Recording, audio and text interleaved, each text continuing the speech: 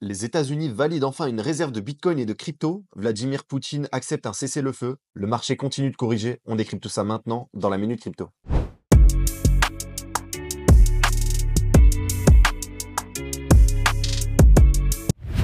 Bienvenue dans ce nouvel épisode de la Minute Crypto, votre rendez-vous journalier pour tout comprendre sur l'univers des cryptos en moins de 15 minutes. Aujourd'hui, on a du très lourd, alors installez-vous bien. C'est parti.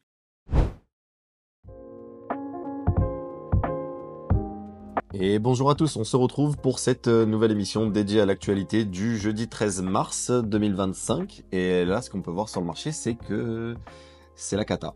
Là, franchement, c'est du rouge de partout. On a l'impression d'être revenu en 2000, je sais pas, 2018, quelque chose comme ça. Les prix, c'est n'importe quoi. Bon, là, au niveau de Bitcoin, on est à 80. Je vois que ça se maintient depuis des semaines, tout ça. Donc, j'ai pas fait de vidéo depuis peut-être 3 semaines, facile.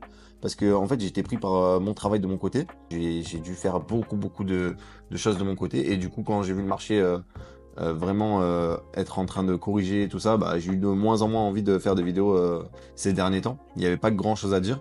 Et là, on voit qu'il y a plein de news là qui se mettent en place. Là, ça devient intéressant au niveau des fondamentaux. Du coup, voilà, bah, pas grand chose à dire, sauf que depuis la dernière vidéo, on a dû perdre au moins 15 000 $, je pense.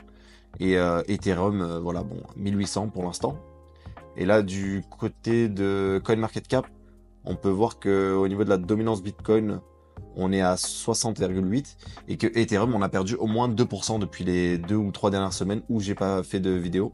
Donc vraiment, on voit Ethereum, hein, c'est vraiment en train de prendre cher. Et on a eu que 3 millions de dollars qui sont rentrés sur les ETF hier. Même non, c'était même avant-hier parce que c'est les datas de mardi. Et au niveau du crypto total, on est à 2630 milliards. Crypto Fear and Greed à 21. Donc ouais, voilà, on voit qu'il y a de la peur sur le marché. Là, on va passer aux actualités. Côté conflit, pour commencer, là, il y a Vladimir Poutine, du coup, qui accepte un cessez-le-feu, là, ça vient de tomber. Nous acceptons d'arrêter les combats en Ukraine, mais cela doit mener à une paix durable. Vous voyez ce genre d'annonce, là, il faut vraiment que ça se concrétise, parce que si on veut avoir un cadre plus propice à un bull run, c'est ça qu'on veut, en fait. Il y a Bitwise qui lance le Bitcoin Standard Corporation ETF. Donc, c'est un fonds qui va suivre les entreprises cotées qui détiennent plus de 1000 Bitcoins. C'est intéressant, ça. Le hack de Bybit déclenche une enquête de l'Union européenne sur OKX et les régulateurs examinent l'application de Mika pour voir s'ils vont mettre d'éventuelles sanctions. En fait, Trump impose des tarifs douaniers supplémentaires de 25% sur l'acier et l'aluminium canadien en réponse aux 25% de taxes sur l'électricité. Et peu de temps après, il y a Trump qui envisage de réduire les tarifs douaniers sur le Canada. Donc voilà, ça fait ping-pong, ça arrête pas en fait. Un jour, il dit qu'il va augmenter les taxes. Ensuite, il y a le pays d'à côté qui dit pareil. Et ensuite, ça commence à avoir des pourparlers, tout ça. Donc ça, c'est un échiquier politique et on n'y peut rien. On comprend même pas les choses derrière. On espère que ça s'arrête très vite là parce que Trump il est en train de nous détruire tous les marchés en fait. Vraiment, il est tellement en train de choisir tout le temps une autre décision et en se réveillant chaque matin, ça change chaque fois le marché parce que au final les investisseurs ils aiment pas avoir de l'incertitude, c'est-à-dire ne pas avoir un cadre précis, enfin des choses claires. Et quand ils n'ont pas de vision en fait à moyen terme, moyen long terme, eh ben, ils commencent à vendre. Donc c'est pour ça que les gens ils prennent pas de risques avec Trump ses premières années de son second mandat et ça y est quoi, il en met plein les yeux à tout le monde. Et là, cette fois, c'est du côté de Starknet qui nous annonce devenir un layer 2 Bitcoin. Donc, c'est une connexion inédite entre les deux plus grands écosystèmes blockchain, selon eux, hein, ouvrant la voie à de nouvelles opportunités DeFi et une liquidité accrue. L'Union européenne affirme que le soutien de Trump aux cryptos pourrait menacer la souveraineté monétaire et la stabilité financière de l'Europe. Hein, vous les voyez venir là? Ça y est, là, ils commencent à trouver l'excuse, là. Parce que là, j'ai vu passer qu'en plus, l'Union européenne, là, ils ont envie d'accélérer leur euro numérique. Et là, le coup de Trump qui se met à fond dans les cryptos, tout ça, là, ça va être... ah oui, vite, il faut sortir l'euro numérique pour nous sauver du grand méchant Trump. Donc, ouais, ils ont trouvé une excuse, là. C'est vraiment des malades. La SEC serait actuellement en discussion autour de la classification du XRP en tant que commodities, au même titre que les Ethereum, selon Fox News. Et là, c'est encore chez Ripple. Ils obtiennent l'approbation de la DFSA pour proposer des paiements crypto régulés aux Émirats Arabes Unis. Donc voilà, Ripple devient le premier fournisseur de paiement blockchain licencié par l'autorité de Dubaï.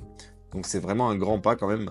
Cette fois de retour avec Donald Trump qui serait en pourparlers pour investir dans Binance US, la société World Liberty, soutenue par la famille Trump, pourrait également être impliquée dans l'accord. Donc pendant ce temps, il y a CZ qui tenterait d'obtenir une grâce présidentielle auprès de la future administration de Trump. Donc ça serait pas mal quand même, parce que moi je trouve que CZ il a été un peu injustement puni selon moi. Après voilà, oui c'est sûr qu'il y a eu des choses illégales, tout ça, mais bon, quand même, je pense que il a dû payer très cher et qu'il s'est acquitté de sa peine quand même avec ce qu'il a dû payer, parce que là-bas aux États-Unis, si tu payes l'amende, enfin voilà, si ça se passe bien, tu peux être libéré quoi. Il y a Fidelity qui dépose une demande pour ajouter le stacking à son ETF Ethereum. Cette fois, du côté de la France, on a un institut national de Bitcoin qui vient d'être créé. Donc c'est incroyable. C'est avec Alexandre Tashchenko, donc désolé pour avoir mal prononcé son nom. Et il serait à la présidence en fait de cet institut spécial Bitcoin. L'objectif serait de penser, préparer et accompagner la transition Bitcoin en France afin que notre pays tire pleinement parti de cette révolution monétaire et énergétique. Donc ça y est, on commence à avoir un genre de petite peut-être association ou quoi qui se crée là-dedans, c'est sympa quand même. La SEC thaïlandaise approuve officiellement l'USDT comme crypto-monnaie conforme. Donc l'USDT peut désormais être échangé légalement en Thaïlande et pourrait être utilisé pour les paiements. Il y a Stratégie qui dépose une offre pour émettre jusqu'à 21 milliards en actions privilégiées afin d'accumuler du Bitcoin. Donc c'est énorme là. Et Stratégie n'a acheté aucun Bitcoin entre le 3 et le 9 mars. Donc au final, ils lâchent pas, hein. Ils veulent quand même en acheter, mais davantage. Mais là, vraiment, 21 milliards d'un coup, ils sont vraiment chauffés là. Il y a la Maison Blanche qui a officialisé la réserve nationale de Bitcoin et la stockpile crypto il y a de cela 2 jours. Donc du coup, il y a Donald Trump qui a même déclaré que les actifs non Bitcoin seront placés dans une nouvelle réserve mais bien distincte. La réserve stratégique de Bitcoin des États-Unis est même sous-estimée selon Adam Back. Donc c'est un changement d'Overton monumental. Donc pour la première fois, le gouvernement américain met en avant Bitcoin. Donc pour ceux qui ne savent pas, Overton, j'ai regardé une vidéo de Journal du Coin qui a expliqué ça, et c'est vraiment intéressant. En fait, c'est le fait de populariser, de démocratiser un nouveau sujet qui, à l'instant T ou avant, était pas du tout accepté par le grand public. Par exemple, les cryptos avant, voilà, c'était vu comme illégal, blanchiment et toute autre chose liée au trafic d'armes et tout ça. Donc tout ce qui était illégal. Et petit à petit, voilà, on est en train de le faire évoluer et de le faire devenir quelque chose de totalement normal et d'accepter. Et c'est ça, en fait, c'est la fenêtre d'Overton, en fait, c'est comme ça qu'il l'appelle. Et c'est quand quelque chose, un sujet, en fait, a eu du mal, en fait, à être accepté par le grand public. On voit, en fait, le gouvernement de Trump qui met en avant Bitcoin et qui est en train, en fait, d'élargir la fenêtre d'Overton, en fait, comme ils le disent. Et cette fois, voilà, Bitcoin, si on revient à 5 ans en arrière, c'était pas du tout comme aujourd'hui. Du coup, voilà, c'est assez intéressant à regarder. Ça envoie un message puissant aussi aux fonds souverains, aux caisses de retraite et plus encore, parce que maintenant, ils disposent aujourd'hui d'un repère clé pour intégrer Bitcoin dans leur allocation. On a même eu au passage la Deutsche Bank qui a déclaré que Bitcoin, c'est comme l'or et que la réserve stratégique américaine pourrait définir des standards internationaux.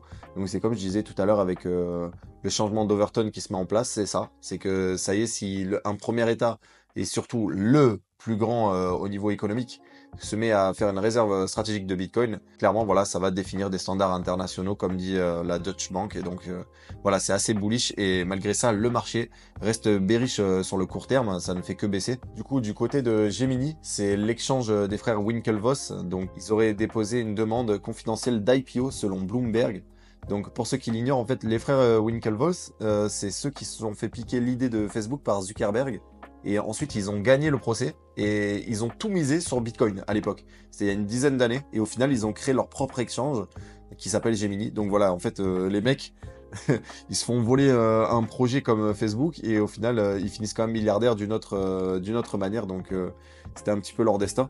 Il y a Kraken qui envisage une introduction en bourse IPO dès le premier trimestre de l'année prochaine. Et cette fois, du côté de la France, c'est du côté de Rassemblement National. Donc d'habitude, on parle pas de tout ce qui est politique, tout ça.